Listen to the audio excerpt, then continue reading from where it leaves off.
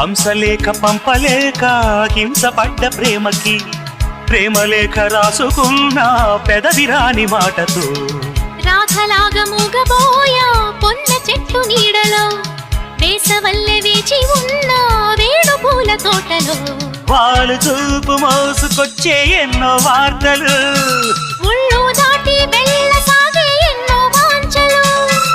అంతేలే కథంతేలే అదంతేలే శుభలేఖ రాసుకున్న ఎదలో ఎప్పుడో అది మీకు పంపుకున్న అప్పుడే కలలో శారద మల్లెల పూల జల్లి వెన్నెల నవ్వులతో శ్రావణ సంధ్యలు రంగరిస్తా కన్నులతో